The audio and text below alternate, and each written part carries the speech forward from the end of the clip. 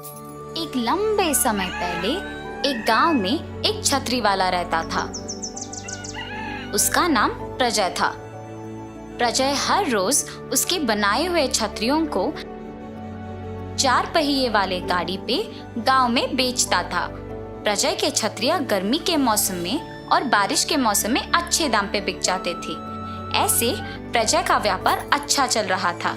लेकिन सर्दी के मौसम में व्यापार अच्छा ना चलना प्रजय को चिंतित करता था।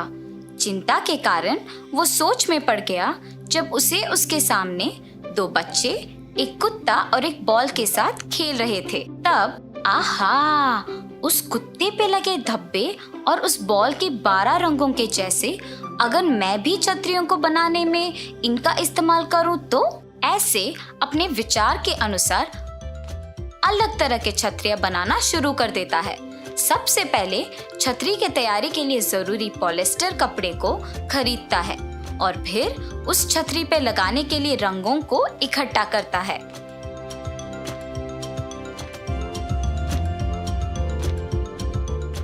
एक एक छतरी को अलग तरह बनाने के लिए अलग अलग रंगों का इस्तेमाल करता है। लगाए हुए रंग मिटे ना, इसके लिए उन्हें भापता है। ऐसे अलग अलग तरह के छतरी बनाता है प्रजय।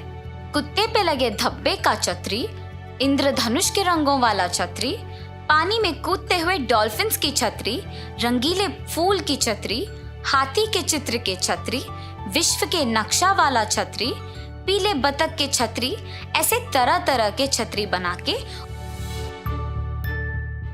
उसे गाड़ी पे गांव में बेचने जाता था। प्रजय के पास एकदम नए विभिन्न प्रकार के अलग अलग छतरी होते देख गांव के सारे लोग आकर्षित हो गए और उस तरह सर्दी का मौसम होते हुए भी उसके छतरी अच्छे दाम पे बिक जाते हैं।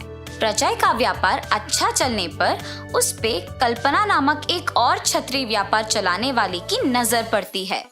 ओहो, तो ये है वो आदमी जिसके कारण मेरा व्यापार ठीक से नहीं चल रहा। छतरियों पे अजीब तरह के चित्र डालने से इतना बिक जाते हैं क्या? अब बिना किसी देर के इसका काम तमाम करना होगा। ऐसे कल्पना प्रजय के प्रति ईर्ष्या और द्वेष पैदा करने लगी और सोचती है कि उसका व्यापार ठीक चलाने के लिए प्रजय के व्यापार में मुश्किलें खड़ा कर देगी।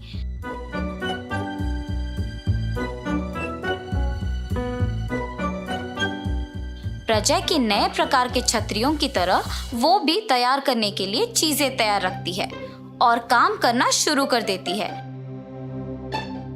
काम में व्यस्त कल्पना को देख उसके पति, अरे कितना देर ऐसे छतरियां बनाते रह जाओगी? तुम तो वैसे भी कह रही थी कि व्यापार अच्छा नहीं चल रहा है, तो फिर इतना कष्ट लेने की क्या जरूरत है? हमारे गांव में प्रजय नामक एक छतरी बनाने वाला है। सर्दी के मौसम में छतरियां बिकती ही नहीं, मगर उसके पास रंग बिरंगे अलग प्रकार के नए छतरी देख सब लोग खरीद रहे हैं। इसीलिए मैं भी उसी प्रकार के छतरियां बना रही हूँ। अच्छा, परंतु तुमने अगर उसके ही जैसे छतरियां बनाई तो इस बात की क्या यकीन है कि लोग तुमसे भी उसी तरह खरीदेंगे? इसीलिए मैंने इसका एक उपाय सोचा है। ऐसे कहकर अपने पति को सब समझाती है। अपने पति के साथ रात को प्रजय के घर जाती है। प्रजय वहां छतरियां बनाना खत्म करके परिवार के साथ भोजन के लिए दूसरे कमरे में जाके बैठता है। ये देख छतरियों को रखे हुए कमरे में खिड़की के लोहे के छाड़ों को खींच के अपने पति को अंदर भेजती है।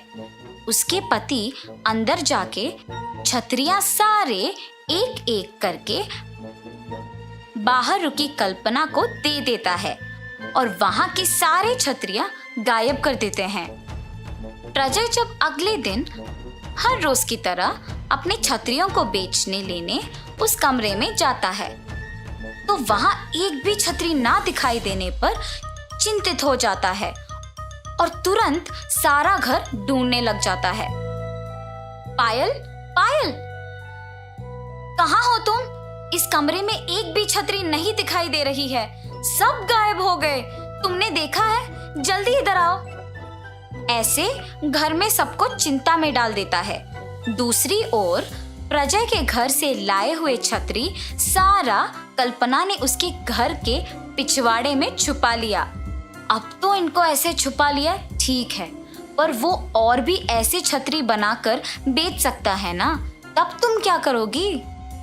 ये सारे छतरी बनाने के लिए उसे कम से कम 4 दिन तो लग ही जाएंगे, और ये 4 दिन बस है मुझे अपने छतरी बेचने में, ऐसे कहती है।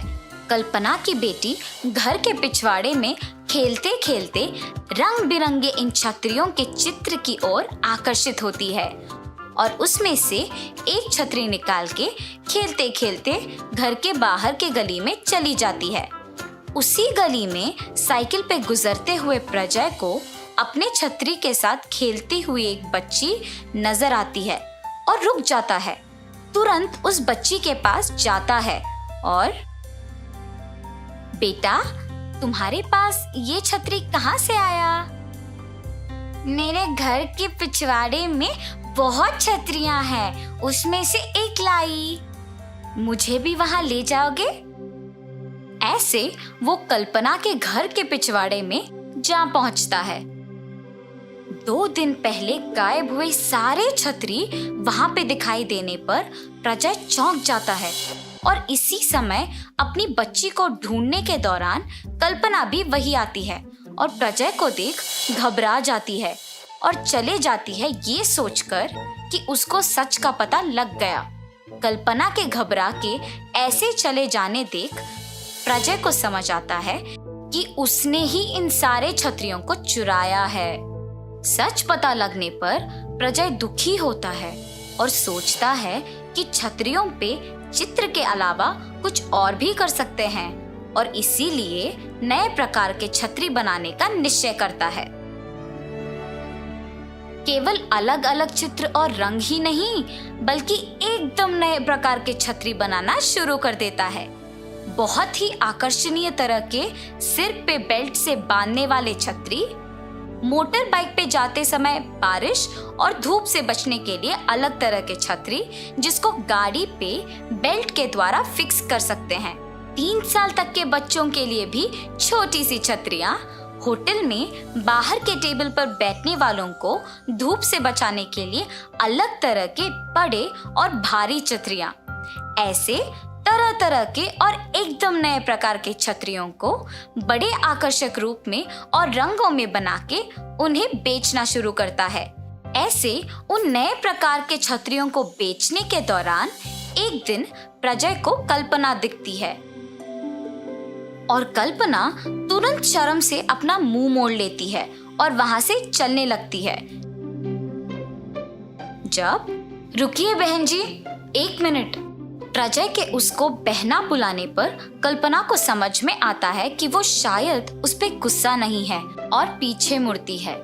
आप बस एक बात बोल देती कि मेरे व्यापार के वजह से आपका व्यापार ठीक से नहीं चल रहा, मैं समझ जाता और पड़ोसी शहर में जाके भी अपने छतरियां बेचता। अभी भी देर नहीं हुआ है। आपने जैसे सोचा वैसे ही आपके चित्र के छतरियों का व्यापार चलाइए। मैं अपने अलग प्रकार के छतरियां बाकी भी पड़ोसी शहरों में बेचूंगा। तुम्हारे व्यापार को अब मेरे व्यापार से कोई दिक्कत नहीं होगा और तुम खुशी खुशी अपना व्यापार यहाँ चला सकती हो। मैंने गलती कर दी भाई साहब, अगर आपसे पहले ही बात कर लेती तो शायद इसका उपाय तभी मिल जाता, पर मैं अपनी स्वार्थ के कारण खुद शर्मिंदा हो गई, मुझे माफ कर दीजिए।